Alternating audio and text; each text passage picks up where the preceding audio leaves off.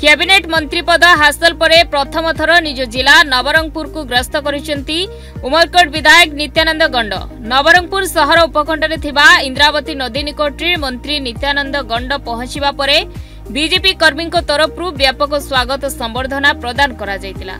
प्रथम थर पई जिलार जड़े बीजेपी विधायक मंत्री पद हासिल करिथिबारु बीजेपी कर्मी मध्य उत्साह देखा देतिला। चौरियागुड़ा स्थित बीजेपी कार्यालय में उत्साहित संबर्धना प्रदान करा जिबा सह नवनिर्वाचित नवरंगपुर विधायक गौरी माझी और मंत्री नित्यानंद गंडक सह बीजेपी हजार हजार समर्थक एक बाइक रैली रे शहर परिक्रमा करी नवरंगपुर अधिष्ठात्री देवी मां भंडार घरणी को दर्शन करथिले। ए अवसर में विभिन्न संगठन तरफ फूल तोड़ा दे स्वागत करा जायतिला। या परे स्थानीय सर्किट हाउस रे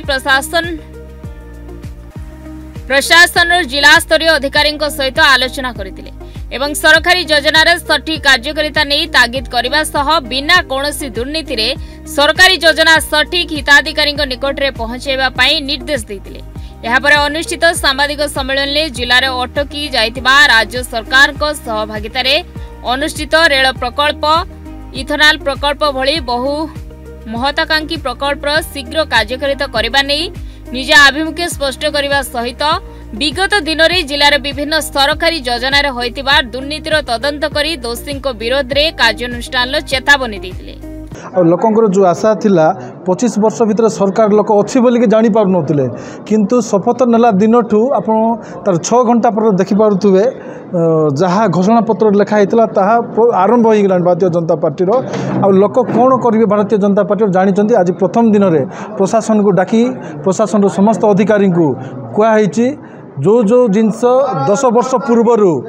बीजेपी एठी माननीय मोदी जी देइथिला नवरंगपुर कथा कहतु रेल कथा कहतु जल कथा कहतु कल इथेनॉल कथा कहतु बाईपास कथा कहतु सबू जिनस आज खाता पत्र देखिकी आरंभ करने प्रोसेस कहुई आ निश्चय प्रशासन जाना गत दिन रे प्रतिनिधिंकर कथा चालू नतुला अधिकारी कथा चलुला आज ओडिशा रे एवं नवरंगपुर रे प्रतिनिधिंकर कथा आ भोटर्स जनार्दन कथा चलो आउ केन्द्र जहाँ दौरान ये निश्चय से योजना कार्यकारी हम आ लोक सोहला बेले कम सब हम समस्या ये आमको गोटे कैबिनेट मंत्री थिबा कारण जो समस्या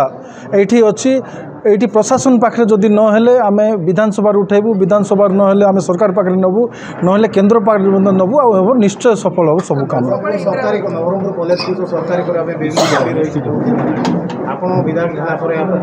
मु प्रथम प्राथमिकता देकी एटा प्रथम करबा मु चेष्टा करबी।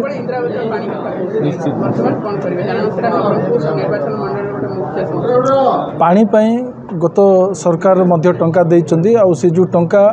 वर्ष वर्ष धरिक पड़गल रही सेटा निश्चय काम आरंभ हो। ओडिशा रे भारतीय जनता पार्टी रो सरकार है से सरकार रे मते कैबिनेट मंत्री पद मिली आउ ये मोर प्रथम गस्त नवरंगपुर जिला को निश्चय नवरंगपुर जिले में वर्तमान जहाँ बाकी रही रेल लाइन कथा हो उमरकोट रे इथेनॉल प्लांट रो कथा हो कि उमरकोट रे ब्लड बैंक कथा हो आमर बाईपास रोड उमरकोट को सब डिविजन कथा एमती नवरंगपुर जिले में जो महाविद्यालय गुड़ाक अच्छी से गुड़ाक सरकारी मान्यता केमती मिलिबो ये सबूपाई आम यत्नवान अच्छु लोक आमको आशीर्वाद करिसेंती लोक किछि आम ठारू आशा करिसेंती तेणु आम निश्चय उत्तरदायी अच्छु से ये सब काम को आम आगामी दिन में करवार अच्छे से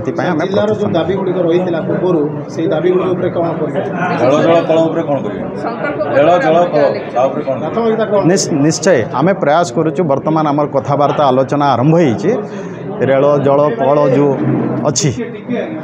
नवरंगपुर जिले में भी शिल्प विहीन जिला होना रही आगामी दिन में शिल्प केमती नवरंगपुर जिले में प्रतिष्ठा हो ये भी यत्नवान अच्छु ये कार्यक्रम को त्वरान्वित करने आम प्रयास करें। धन्यवाद।